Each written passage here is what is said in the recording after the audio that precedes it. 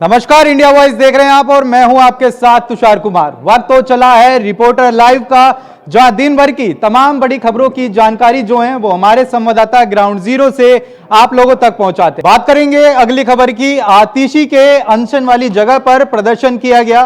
किसने किया प्रदर्शन, बता रहे हैं हमारे संवाददाता अजय चौहान। फिर से डीटीसी के जो वॉलंटियर थे, यानी कि जो मार्शल थे, जो बसों में चलते थे, दिल्ली सरकार ने उन्हें नौकरी से निकाला था, लेकिन उसके बावजूद भी उनको सैलरी नहीं मिली थी। लेकर के आज दिल्ली के में एक धरना प्रदर्शन किया, जहां पर आतिशी जल संकट को लेकर धरना प्रदर्शन कर रही है, जो अनशन पर बैठी है। वहीं उन्हीं के स्थान के पास में आज सैकड़ों की तादाद में डीटीसी के पूर्व जो मार्शल थे वो पहुंचे। उन्होंने कहा कि केजरीवाल से मांग की है कि दोबारा से वो उन्हें बहाल करे और जो उनकी सैलरी है वो दी जाए। यानी कहीं ना कहीं फिर से डीटीसी का मामला गर्माता नजर आ रहा है। बता दें कि लगातार कहीं ना कहीं इसमें राजनीति हो रही है। वहीं आतिशी ने कहा था ये बीजेपी के एजेंट हैं जिन्होंने धरना प्रदर्शन को भंग करने की बात कही है, लेकिन जो वहाँ के वॉलंटियर थे, जो उनका कहना है कि हमने दिल्ली सरकार से, और दिल्ली सरकार ने हमें परमानेंट करने की बात कही थी, लेकिन कुछ समय के बाद ही उन्होंने हमें मार्शल से निकाला और ना ही हमें सैलरी दी। अब देखना होगा के स्थान पर जिस तरह से प्रदर्शन किया गया, क्या आतिशी उसका कोई जवाब देती है या परिवहन मंत्री उसका कोई जवाब देते हैं, दिल्ली के केजरीवाल को जवाब देते हैं। देखने वाली बात होगी। आखिरकार ऐसे समय में जहां एक तरफ दिल्ली संकट पानी को लेकर के, वहीं मार्शल अब धरना प्रदर्शन पे। दिल्ली से अजय चौहान, इंडिया वॉइस। बात करेंगे अगली खबर की। राजस्थान के जोधपुर में दो गुटों के बीच जमकर ईंट पत्थर चले। खबर पर ज्यादा जानकारी दे रहे हैं हमारे संवाददाता मनोहर सिंह। कल देर रात सूरसागर क्षेत्र के अंदर दो गुटों के अंदर जिस तरह से उपद्रव हुआ, उसके बाद आपस में आमने सामने पथराव की स्थिति हो गई थी। उसके बाद के जो घटनाक्रम का देखा जाए तो सूचना के बाद पुलिस मौके पर पहुंची और चौपासी थाने के एसएचओ के ऊपर भी हमला हुआ और वो घायल हो गए। इस पूरे घटनाक्रम के बाद जिस तरह से पुलिस प्रशासन ने कल देर रात मामला दर्ज किया है और लगभग बताया जा रहा है कि 50 से ज़्यादा लोगों को हिरासत में लिया गया है। इसके साथ साथ एक ये भी सामने आ रहा है कि सूरसागर क्षेत्र में जिस तरह से ईदगाह बनी हुई है और उसके एक गेट लगाने का मामला जो है वो कहीं न कहीं उससे विवाद ये खड़ा हुआ और उस विवाद के बाद दो गुटों के अंदर जो झगड़ा हुआ वो तूल पकड़ता गया। और आज दिन भर पुलिस प्रशासन और जिला प्रशासन की पूरी निगरानी है और पुलिस प्रशासन लगातार निगरानी कर रहा है और पूरे क्षेत्र के अंदर धारा 144 लगा दी गई है। पूरे क्षेत्र जो सूरसागर का पड़ता है, 5 थाना क्षेत्रों के अंदर लगातार 144 धारा लगा दी है और पुलिस पेट्रोलिंग कर रही है। किसी भी घटना को लेकर कहीं न कहीं आश्वस्त कर दिया गया है। हालांकि जिला पुलिस कमिश्नर राजेंद्र सिंह का कहना है कि सूरसागर का जो घटनाक्रम हुआ, अभी जो स्थिति है वो कहीं न कहीं नियंत्रण में है। इसके बावजूद ये बात बताना जरूरी है यहाँ की जो घटनाक्रम हुआ, जो दो गुटों के बीच की बात हुई, इस बीच में आज मुस्लिम समुदाय के लोग पुलिस कमिश्नर से मिले और उन्होंने बताया कि एक बच्चों के झगड़े से ये पूरा मामला आया है, जो कहीं न कहीं इसको सांप्रदायिकता का नाम दिया गया है, जो गलत है। अब सब ये सारी चीज़ें होने के बाद कहीं न कहीं ये बात स्पष्ट हो गई है कि पूरा मामला जो है जांच का विषय है और पुलिस जो है इस पूरे मामले में जांच कर रही है। तो ये जांच के बाद स्पष्ट हो पाएगा कि मामला क्या है। लेकिन अभी जो हम बात कर रहे हैं सूरसागर क्षेत्र के अंदर जो घटनाक्रम हुआ, उसके बाद की स्थितियाँ कहीं न कहीं जोधपुर के लिए खराब है। जो दो समुदाय के बीच का जो मामला सामने आ रहा है वो निश्चित तौर पर कहीं न कहीं सोचने का विषय है, क्योंकि सूरसागर क्षेत्र में लगातार पिछले ये माना जा रहा है कि 5 से 7 साल हो गए, हर वर्ष कहीं न कहीं छोटा सा झगड़ा होता है और बड़ा रूप ले लेता है। इस बीच में अभी एक्स पर एक पोस्ट केंद्रीय मंत्री गजेंद्र सिंह शेखावत ने भी की है कि पूरे मामले के घटनाक्रम में जिला प्रशासन और पुलिस प्रशासन से कहीं न कहीं अपडेट ले रहे हैं। तो जाहिर सी बात है राज्य सरकार और केंद्र सरकार के मंत्री भी नजर बनाए हुए हैं। और इस बीच जोगाराम पटेल जो कैबिनेट मंत्री है राजस्थान सरकार के अंदर, आज सवेरे उन्होंने भी बताया है कि दोषियों को बख्शा नहीं जाएगा। तो जोधपुर की जो शांति व्यवस्था जो है, कहीं न कहीं दो गुटों के बीच कुछ जो असामाजिक तत्व हैं जो बिगाड़ने की कोशिश कर रहे हैं, उस पर जिला प्रशासन की पैनी नजर है और पुलिस विभाग भी इस पर लगातार कहीं न कहीं नजर रखे हुए हैं। अभी तक के हिसाब से अभी शांति है और आने वाले समय में देखते हैं कि क्या होता है। रही बात धारा 144 के साथ जिस तरह के जो विषय वहाँ आया है सामने, तो आज सवेरे से शांति है। हालांकि कल रात को जब ईदगाह के बाहर की जो घटना हुई, उसके बाद वहां आगजनी हुई। ये घटना कहीं न कहीं जोधपुर के लिए शर्मसार है। मेरे सहयोगी विजय ओझा के साथ इंडिया वॉइस के लिए जोधपुर से मनोज सिंह। बात करेंगे अगली खबर की। ओम प्रकाश राजभर ने पार्टी की जो कार्यकारिणी है उसको भंग किया। खबर पर विस्तार से जानकारी दे रहे हैं हमारे संवाददाता रमन मिश्रा। 24 लोकसभा चुनाव के नतीजे आए तो उत्तर प्रदेश में एनडीए 36 सीटों पर निपट गया। जहां पर एनडीए इस बार 80 सीटें जीतने का दावा कर रहा था, वहीं 36 सीटों पर सिमटने के बाद में भारतीय जनता पार्टी और उसके सहयोगी दलों में समीक्षा का दौर चल रहा है। ऐसे में उसका एक घटक दल जो है सुहेल देव भारतीय समाज पार्टी, उसके जो राष्ट्रीय अध्यक्ष हैं योगी सरकार के मंत्री ओम प्रकाश राजभर, उन्होंने अपने संगठन के जितने भी इकाइयां हैं, प्रदेश इकाई और बुंदेलखंड इकाई, पश्चिम इकाई, पूर्वांचल इकाई, विधान सभा की इकाई और बूथ स्तर की इकाइयों को भंग कर दिया है। आपको बता दें कि सुहेल देव भारतीय समाज पार्टी के कोटे में घोसी लोकसभा सीट आई थी, जहां से ओम प्रकाश राजभर के बेटे अरुण राजभर, वहां से अरविंद राजभर चुनाव में थे, वहां से उनकी करारी हार हुई। उसके बाद से लगातार ओम प्रकाश राजभर समीक्षा कर रहे हैं और अब उन्होंने फैसला किया है कि वो संगठन की नई टीम बनाएंगे और एक नए जोश के साथ, एक नई टीम के साथ वो 2027 के चुनाव की तैयारी करेंगे। कैमरामैन राहुल के साथ रमन मिश्रा, इंडिया वॉइस। बात करेंगे अगली खबर की। बहुजन समाज पार्टी ने उत्तराखंड विधानसभा उपचुनाव के लिए आकाश आनंद को स्टार प्रचारक बनाया है। खबर पर विस्तार से जानकारी दे रहे हैं हमारे संवाददाता मोहम्मद आसिफ।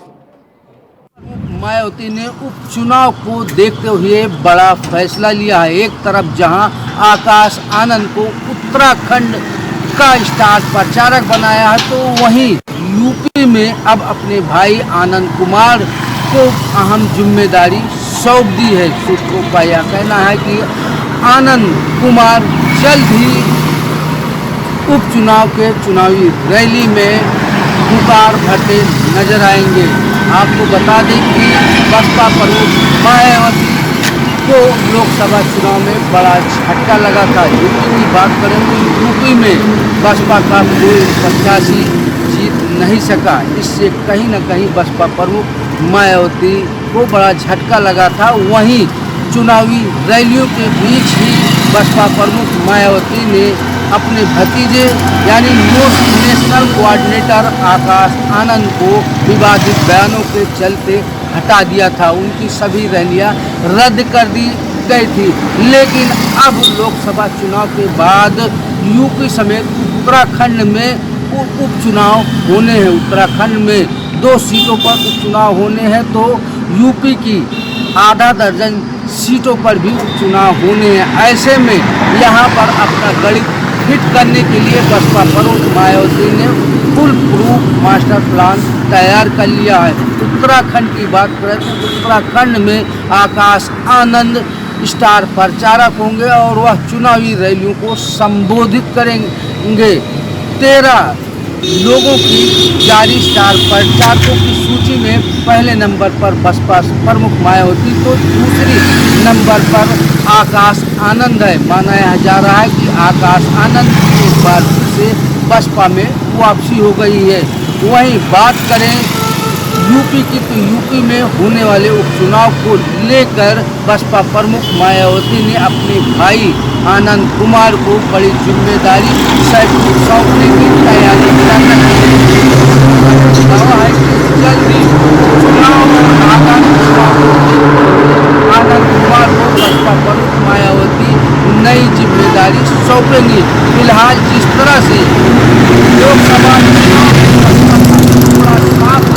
है और यह प्रयास लगाया जा रहा है कि आने वाले दिनों में बसपा का प्रदर्शन खास नहीं रहने वाला, लेकिन डैमेज कंट्रोल करने के लिए बसपा प्रमुख मायावती ने अपने भतीजे और अपने भाई को अहम जिम्मेदारी सौंप दी है। फिलहाल मायावती के इस फैसले से कहीं न कहीं परिवारवाद का भी आरोप लग रहा है। देखना यह होगा कि आने वाले उपचुनाव और अन्य चुनाव में बसपा क्या गुल खिलाती है, यह समय बताएगा। सहयोगी शराब के साथ आसिफ एक इंडिया वाइज। बात करेंगे अगली खबर की। उत्तर प्रदेश में 11 सीनियर अधिकारियों के तबादले कर दिए गए। खबर पर विस्तार से जानकारी दे रहे हैं हमारे संवाददाता मोहम्मद आसिफ। लोकसभा चुनाव खत्म होने के बाद योगी सरकार ने 16 आईपीएस अफसरों के तबादले किए हैं, जिसमें प्रयागराज और लखनऊ के कमिश्नरों पर गाज भी गिरी है। योगी सरकार ने नवीन स्थल पर तैनाती के निर्देश भी जारी कर दिए हैं। आपको बता दें कि लोकसभा चुनाव के बाद आचार संहिता खत्म हुई तो योगी सरकार ने आईपीएस अफसरों के तबादले कर दिए। योगी सरकार ने 16 आईपीएस अफसरों के तबादले किए हैं। अमरेंद्र कुमार सेगर को लखनऊ का कमिश्नर बनाया है, तो वहीं प्रयागराज के अरुण गाबा नए कमिश्नर होंगे। वहीं प्रशांत कुमार द्वितीय और एसपी शेरोत्तर को लखनऊ रेंज में तैनाती दी गई है। 16 आईपीएस अफसरों के तबादले के बाद अफसरों में हड़कंप मचा है। वहीं बता दें कि यूपी सीएम योगी आदित्यनाथ को लोकसभा चुनाव प्रचार के दौरान कई इनपुट मिले थे, कई अफसरों की शिकायतें भी मिली थी। लोकसभा चुनाव खत्म होने के बाद यूपी सीएम योगी आदित्यनाथ ने प्रमुख सचिव और डीजीपी के साथ कानून व्यवस्था और विकास के मुद्दे को लेकर गहन समीक्षा किया था। मंथन के बाद आज योगी सरकार ने 16 आईपीएस अफसरों के तबादले किए हैं। इन अफसरों को जल्द से जल्द अपने तैनाती स्थल पर पद ग्रहण करने के निर्देश भी जारी किए गए हैं। सहयोगी स्टार के साथ आसिफ में इंडिया वॉइस लखनऊ। बात करेंगे अगली खबर की। हरिद्वार में कांवड़ मेले को लेकर एसएसपी ने निरीक्षण किया। खबर पर विस्तार से जानकारी दे रहे हैं हमारे संवाददाता विकास चौहान। आगामी कांवड़ मेले को लेकर हरिद्वार जिला प्रशासन ने तैयारियां शुरू कर दी हैं, जहां जिला अधिकारियों और एसएसपी ने आज कांवड़ मेले के लिए पटरी का दौरा किया, तो वहीं हरिद्वार के स्टेट जो होल्डर्स हैं उनके साथ एक बैठक यहां पर उन्होंने आहूत की, जिसमें स्टेट होल्डर्स द्वारा दिए गए सुझावों पर जिला अधिकारी और एसएसपी ने कहा कि जो उनके द्वारा सुझाव दिए गए हैं, चाहे वो अस्थायी हॉस्पिटलों को लेकर हों, चाहे अन्य जो बिजली की व्यवस्थाएं हैं, पानी की व्यवस्थाएं हैं और जो अन्य व्यवस्थाओं को लेकर जो उनके सुझाव दिए गए हैं, उन्हीं सब पर मंथन किया जाएगा और साथ ही साथ उनका जो निवारण यहाँ पर किया जाएगा। आने वाले कांवड़ मेले को लेकर जिला प्रशासन ने अपने बैठकों का दौर आज से यहाँ पर शुरू कर दिया है। इंडिया वॉइस के लिए विकास चौहान, हरिद्वार। बात करेंगे अगली खबर की। बद्रीनाथ और मंगलोर सीट पर उपचुनाव के लिए जो नामांकन प्रक्रिया है वो जारी है। खबर पर विस्तार से जानकारी दे रहे हैं हमारे संवाददाता विकास चौहान। उत्तराखंड में 2 विधानसभाओं पर उपचुनाव होना है। सबसे पहले हम बात करेंगे बद्रीनाथ विधानसभा की, जहां पर लखपत सिंह और राजेंद्र भंडारी के बीच सीधा मुकाबला है। तो वहीं अगर हम बात करें मंगलोर सीट की, तो वहां पर त्रिकोणीय मामला दिखाई दे रहा है, क्योंकि जिस तरह से बसपा के जो विधायक थे उनके बेटे अब मैदान में हैं, तो वहीं भाजपा ने एक नया कार्ड यहां पर खेला है और जिसके तहत वो करतार सिंह भडाना को लेकर आई है। तो वहाँ पर जो पूर्व विधायक हैं काजी, उनको कांग्रेस ने यहाँ पर मैदान में उतारा है। तो कह सकते हैं कि मंगलोर सीट पर त्रिकोणीय मामला है और वहीं बद्रीनाथ सीट पर दोनों आमने सामने यहाँ पर हैं, भाजपा और कांग्रेस। तो अगर हम जानकारों की माने तो दोनों ही सीट पर हालांकि भाजपा और कांग्रेस आमने सामने दिखाई दे रही हैं और जीत किसकी होगी ये आने वाला समय ही बताएगा। विकास चौहान, इंडिया वॉइस, हरिद्वार। बात करेंगे अगली खबर की। अयोध्या के हनुमानगढ़ी के महंत की जो सुरक्षा थी वो हटा दी गई है। खबर पर विस्तार से जानकारी दे रहे हैं हमारे संवाददाता विनय मिश्रा। तो अयोध्या के महंत राजू दास की सुरक्षा व्यवस्था जो है कल देर रात से हटा ली गई है। वजह क्या थी कि वजह जो खुल करके सामने आ रही है, लोगों में चर्चाएं भी है कि डीएम और एसएसपी को जो है राजू दास ने जो है अभद्र टिप्पणी की थी, जिसकी वजह से जो है उनकी सुरक्षा व्यवस्था में जो 2 गनर मिले थे वो अचानक से हटा लिए गए हैं। और गनर हटते ही राजू दास ने बड़ा बयान भी दिया है कि डीएम एसएसपी जो है शासन के नियमों के विरुद्ध कार्य करते हैं, जिसकी वजह से जो है अयोध्या में हार भी हुई है। इस तरीके के अधिकारी रहेंगे। और उसके बाद सुरक्षा व्यवस्था को लेकर के जो गनर हटाए गए हैं उस पर भी उन्होंने सवालिया निशान उठाया है उन्होंने कहा है कि अगर सुरक्षा व्यवस्था हटा ली गई है उसके लिए उच्च अधिकारियों से उन्होंने पत्र भी लिखा है, वार्ता भी की है और अपनी जान को खतरा भी बताया है। अब ये देखने वाला होगा कि शासन में इनकी मांग जो है वो पूरी होती है या नहीं होती है। और सूत्रों की भी माने कि मुख्यमंत्री योगी आदित्यनाथ के भी काफी करीबी माने जाते हैं, क्योंकि जब अयोध्या आते हैं तो महंत राजू दास साथ साथ उनके साथ नजर आते हैं। अब ये देखने वाला होगा कि मुख्यमंत्री के करीबी महंत राजू दास को दोबारा जो है सुरक्षा व्यवस्था उपलब्ध होती है या नहीं। सहयोगी रमेश पांडे के साथ विनय मिश्रा, इंडिया वॉइस। बात करेंगे अगली खबर की। हमीरपुर में नीट परीक्षा का पेपर लीक होने को लेकर समाजवादी पार्टी के कार्यकर्ताओं ने प्रदर्शन किया। खबर पर ज्यादा जानकारी दे रहे हैं हमारे संवाददाता रुपेश। नीट परीक्षा लीक होने के मामले को लेकर जो आज विपक्षी पार्टियां इस समय काफ़ी गरमाई हुई हैं और उसी को लेकर आज हमीरपुर में सपा कार्यकर्ताओं ने आज सदर एसडीएम को ज्ञापन सौंपा और यहाँ पर उन्होंने मांग की है जो नीट परीक्षा के पेपर लीक हो रहे हैं उसको लेकर उन्होंने राज्यपाल को संबोधित ज्ञापन सौंपा और उसी को लेकर करीब 2 दर्जन सपा कार्यकर्ताओं ने मांग की है कि आगे जो नीट परीक्षा इसकी सीबीआई जाँच हो और जो इस पर दोषी उनके ऊपर सख्त कार्रवाई की जाए और जो अब पेपर नीट का होने वाला है उस पर काफ़ी सतर्कता से और पारदर्शिता से पेपर हो और उसी को लेकर सुरक्षा व्यवस्था के पुख्ता इंतजाम किए जाएं और जो परीक्षार्थी उनको पेपर में कहीं भी दिक्कत ना हो और ना ही लीक हो। इसी को लेकर आज सपा कार्यकर्ताओं ने हमीरपुर में एसडीएम को ज्ञापन सौंपा है। इंडिया वॉइस से रुपेश गुप्ता, हमीरपुर। बात करेंगे अगली खबर की। देहरादून में धामी कैबिनेट की बैठक हुई। खबर पर विस्तार से जानकारी दे रहे हैं हमारे संवाददाता अभय कैंतुरा। लगभग 3 माह बाद हुई आज धामी सरकार की कैबिनेट बैठक सभी के लिए चर्चा का विषय थी। आज की कैबिनेट बैठक में मुख्यमंत्री की तरफ से मंत्रिमंडल के साथ विभिन्न विषयों पर बातचीत यहाँ पर गई, मंथन किया गया। 12 प्रस्ताव थे जिन्हें कैबिनेट की तरफ से मंजूर करने का यहाँ पर किया गया। इन्हें कह सकते हैं कि आने वाले दिनों में जो विभिन्न विभाग है, विभिन्न विभागों में जो पद सृजित करने का काम सरकारी तरफ से किया गया, उससे युवाओं को रोजगार मिलने का अवसर पैदा हो जाएंगे। साथ ही विकास के कामों से जुड़े हुए प्रस्तावों पर भी आज कैबिनेट अपनी मोहर लगाई है। अनोल मासू मंदिर जो है जो कह सकते हैं कि पार्टी धाम के रूप में विकसित किए जाने की मांग लगातार क्षेत्रीय जनता कर रही है, उसके मास्टर प्लान को लेकर भी सरकार ने यहाँ पर अहम निर्णय लिया है। आज की कैबिनेट बैठक में जिन 12 प्रस्ताव पर मोहर लगी वो सीधे तौर पर आने वाले दिनों में राज्य के विकास से जुड़े महत्वपूर्ण विषय होंगे और उत्तराखंड में इन सब चीजों का लाभ जल्द ही नजर आएगा। कह सकते हैं कि चाहे चिकित्सा विभाग का हो या खाद्य विभाग का हो, पद सृजित करने के साथ ही युवाओं को रोजगार का अवसर देने के काम उन निर्णयों से हुए हैं। धामी सरकार लगातार जनहित के मुद्दे यहाँ पर लेने का काम करेगी ताकि राज्य में विकास के काम भी प्रभावित हो और जनता को विकास की योजनाओं का लाभ मिल सके। उत्तर प्रदेश में वीआईपी कल्चर को लेकर यूपी पुलिस अलर्ट मोड पर नजर आ रही है। खबर पर विस्तार से जानकारी दे रहे हैं हमारे संवाददाता चंदन वर्मा।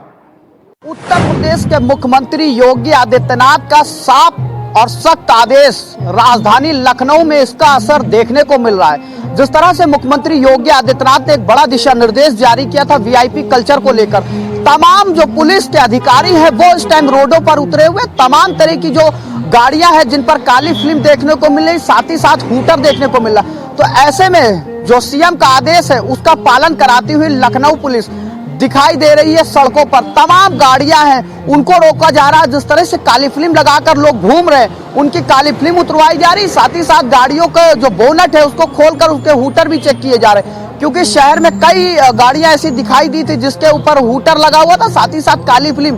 तो पूरी तरह से जो योगी आदित्यनाथ का जो आदेश है उसका पूरी तरह से पालन करती हुई लखनऊ पुलिस दिखाई दे रही है। कैमरा पर्सन राहुल के साथ चंदन वर्मा, इंडिया वॉइस, लखनऊ।